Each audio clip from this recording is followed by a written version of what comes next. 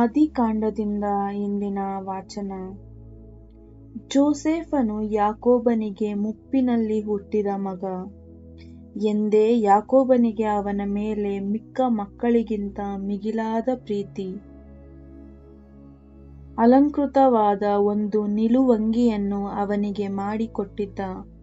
ತಂದೆ ತನ್ನ ಎಲ್ಲಾ ಮಕ್ಕಳಿಗಿಂತ ಇವನನ್ನೇ ಹೆಚ್ಚಾಗಿ ಪ್ರೀತಿಸುವುದನ್ನು ಕಂಡು ಅಣ್ಣಂದಿರು ಆ ಜೋಸೇಫನನ್ನು ಹಗೆ ಮಾಡಿದರು. ಅವನೊಡನೆ ಸ್ನೇಹ ಭಾವದಿಂದಲೂ ಮಾತಾಡದೆ ಹೋದರು. ಒಮ್ಮೆ ಜೋಸೇಫನ ಅಣ್ಣಂದಿರು ತಂದೆಯ ಆಡುಕುರಿಗಳನ್ನು ಮೇಯಿಸಲು ಶೆಕೆಮಿಗೆ ಹೋಗಿದ್ದರು. ಯಾಕೋಬನು ಜೋಸೇಫನಿಗೆ, ನಿನ್ನ ಅಣ್ಣಂದಿರು ಶೆಕೆಮಿನಲ್ಲಿ ಆಡುಕುರಿಗಳನ್ನು ಮೇಯಿಸುತ್ತಿದ್ದಾರೆ ಅಲ್ಲವೇ? ಅವರ ಬಳಿಗೆ ನಿನ್ನನ್ನು ಕಳುಹಿಸಬೇಕೆಂದಿದ್ದೇನೆ ಎಂದನು. ಜೋಸೇಫನು ಅವರನ್ನು ಹುಡುಕುತ್ತಾ ಹೋಗಿ ದೋತಾನಿನಲ್ಲಿ ಅವರನ್ನು ಕಂಡ. ಅಣ್ಣಂದಿರು ಅವನನ್ನು ದೂರದಿಂದಲೇ ನೋಡಿದರು. ಅವನು ತಮ್ಮ ಬಳಿಗೆ ಬರುವಷ್ಟರೊಳಗೆ ಅವನನ್ನು ಕೊಲ್ಲಲು ಒಳಸಂಚು ಮಾಡಿಕೊಂಡರು. ಅಗೋ, ಆ ಕನಸುಗಾರ ಬರುತ್ತಾ ಇದ್ದಾನೆ, ನಾವು ಅವನನ್ನು ಕೊಂದು ಈ ಬಾವಿಯೊಂದರಲ್ಲಿ ಹಾಕಿಬಿಡೋಣ, ಕಾಡು ಮೃಗ ಅವನನ್ನು ತಿಂದು ಬಿಟ್ಟಿತು ಎಂದು ಹೇಳಿದರೆ ಆಯಿತು, ಬನ್ನಿ, ಆಗ ಅವನ ಕನಸುಗಳು ಏನಾಗುತ್ತವೋ ನೋಡೋಣ ಎಂದು ಒಬ್ಬರಿಗೊಬ್ಬರು ಮಾತಾಡಿಕೊಂಡರು. ರುಬೇನನು ಈ ಮಾತನ್ನು ಕೇಳಿಸಿಕೊಂಡು ಅವನನ್ನು ಅವರ ಕೈಯಿಂದ ತಪ್ಪಿಸುವ ಉದ್ದೇಶದಿಂದ, ನಾವು ಅವನ ಪ್ರಾಣ ತೆಗೆಯಬೇಕಾಗಿಲ್ಲ, ರಕ್ತಪಾತ ಕೂಡದು, ಕಾಡಿನಲ್ಲಿ ಈ ಬಾವಿ ಒಂದರಲ್ಲಿ ಹಾಕಿಬಿಡಿ, ಅವನ ಮೇಲೆ ಕೈ ಹಾಕಬೇಡಿ ಎಂದು ಅವರಿಗೆ ಹೇಳಿದ. ಅವನನ್ನು ಅವರಿಂದ ತಪ್ಪಿಸಿ ತಂದೆಗೆ ಮತ್ತೆ ಒಪ್ಪಿಸಬೇಕೆಂಬ ಗುರಿ ರುಬೇನನದಾಗಿತ್ತು.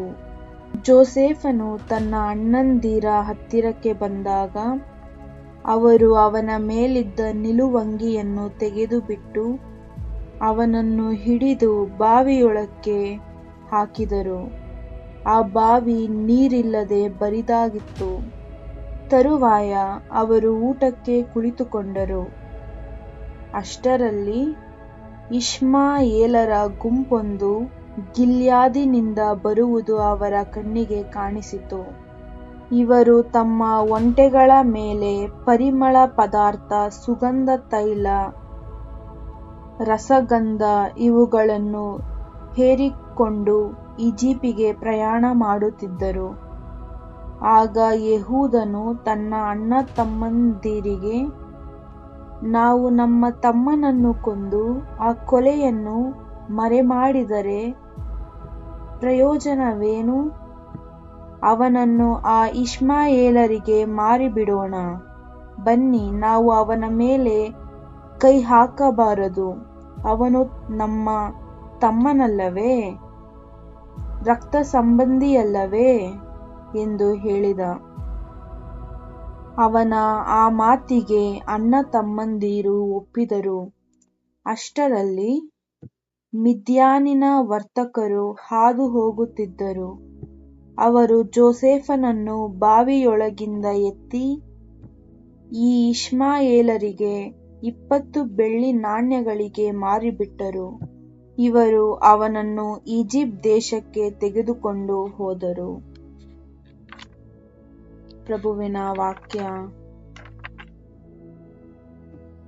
ಗ್ರಂಥದಿಂದ ಇಂದಿನ ಶುಭ ಸಂದೇಶ. ಆ ಕಾಲದಲ್ಲಿ ಯೇಸು ಮುಖ್ಯ ಯಾಜಕರಿಗೂ ಪ್ರಜಾ ಪ್ರಮುಖರಿಗೂ ಈ ಸಾಮತಿಯನ್ನು ಹೇಳಿದರು. ಒಬ್ಬ ಯಜಮಾನ ಒಂದು ದ್ರಾಕ್ಷಿ ತೋಟ ಮಾಡಿಸಿದ್ದ. ಅದರ ಸುತ್ತ ಬೇಲಿಯನ್ನು ಹಾಕಿಸಿದ್ದ. ದ್ರಾಕ್ಷಾರಸವನ್ನು ತೆಗೆಯಲು ಆಲೆಯನ್ನು ಹೂಡಿಸಿ ಕಾವಲಿಗಾಗಿ ಅಟ್ಟಣೆಯನ್ನು ಕಟ್ಟಿಸಿದ್ದ. ಅನಂತರ ಅದನ್ನು ಗೇಣಿದಾರರಿಗೆ ವಹಿಸಿ ಹೊರನಾಡಿಗೆ ಹೊರಟು ಹೋದ. ಫಲ ಕೊಡುವ ಕಾಲ ಹತ್ತಿರವಾದಾಗ ತನಗೆ ಬರಬೇಕಾದ ಪಾಲನ್ನು ತರುವುದಕ್ಕಾಗಿ ಆಳುಗಳನ್ನು ಗೇಣಿದಾರರ ಬಳಿಗೆ ಕಳುಹಿಸಿದ. ಇವರು ಆ ಆಳುಗಳ ಮೇಲೆ ಬಿದ್ದು ಒಬ್ಬನನ್ನು ಬಡಿದರು, ಇನ್ನೊಬ್ಬನನ್ನು ಕಡಿದರು, ಮತ್ತೊಬ್ಬನ ಮೇಲೆ ಕಲ್ಲು ತೂರಿದರು. ತೋಟದ ಯಜಮಾನ ಮೊದಲಿಗಿಂತಲೂ ಹೆಚ್ಚು ಆಳುಗಳನ್ನು ಕಳುಹಿಸಿದ. ಅವರಿಗೂ ಅದೇ ಗತಿಯಾಯಿತು.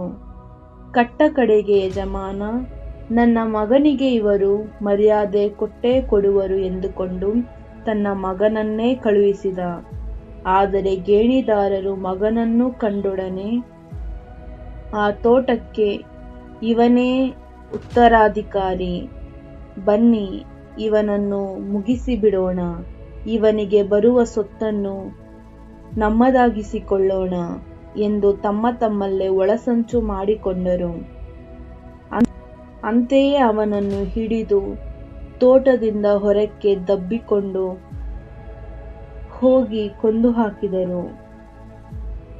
ಈಗ ನೀವೇ ಹೇಳಿ, ತೋಟದ ಯಜಮಾನ ಬಂದಾಗ ಆ ಗೇಣಿದಾರರಿಗೆ ಏನು ಮಾಡುವನು ಎಂದು ಯೇಸು ಕೇಳಿದರು. ಆ ಕೇಡಿಗರನ್ನು ಕ್ರೂರವಾಗಿ ಸಂಹರಿಸುವನು. ತರುವಾಯ ಕಾಲಕ್ಕೆ ಸರಿಯಾಗಿ ಪಾಲನ್ನು ಸಲ್ಲಿಸುವ ಬೇರೆಯವರಿಗೆ ತೋಟವನ್ನು ಗೇಣಿಗೆ ಕೊಡುವನು ಎಂದು ಅಲ್ಲಿದ್ದವರು ಉತ್ತರ ಕೊಟ್ಟರು. ಬಳಿಕ ಯೇಸು ಇಂತೆಂದರು, ಮನೆ ಕಟ್ಟುವವರು ಬೇಡವೆಂದು ಬಿಸಾಡಿದ ಆ ಕಲ್ಲೇ ಪ್ರಮುಖ ಮೂಲೆಗಲ್ಲಾಯಿತು. ಸರ್ವೇಶ್ವರನಿಂದಲೇ ಆದ ಈ ಕಾರ್ಯ ನಮ್ಮ ಕಣ್ಣಿಗೆ ಅದೆಂಥ ಆಶ್ಚರ್ಯ ಎಂಬ ವಾಕ್ಯವನ್ನು ನೀವು ಪವಿತ್ರ ಗ್ರಂಥದಲ್ಲಿ ಓದಿಲ್ಲವೇ? ಆದುದರಿಂದ ನಾನು ನಿಮಗೆ ಹೇಳುತ್ತೇನೆ, ದೇವರ ಸಾಮ್ರಾಜ್ಯವನ್ನು ನಿಮ್ಮಿಂದ ಕಿತ್ತುಕೊಂಡು ತಕ್ಕ ಫಲ ಕೊಡುವ ಜನತೆಗೆ ನೀಡಲಾಗುವುದು. ಮುಖ್ಯ ಯಾಜಕರು ಫರಿಸಾಯರು ಸ್ವಾಮಿ ಹೇಳಿದ ಸಾಮತಿಯನ್ನು ಕೇಳಿ, ಇವನು ನಮ್ಮ ಕುರಿತೇ ಹೀಗೆ ಮಾತನಾಡುತ್ತಿದ್ದಾನೆ ಎಂದು ಅರ್ಥ ಮಾಡಿಕೊಂಡು ಯೇಸುವನ್ನು ಹಿಡಿದು ಬಂಧಿಸಲು ಯತ್ನಿಸಿದರು. ಆದರೆ ಜನಸಮೂಹಕ್ಕೆ ಭಯಪಟ್ಟರು, ಏಕೆಂದರೆ ಜನರು ಯೇಸುವನ್ನು ಪ್ರವಾದಿ ಎಂದು ಸನ್ಮಾನಿಸುತ್ತಿದ್ದರು. ಪ್ರಭುವಿನ ಶುಭ ಸಂದೇಶ.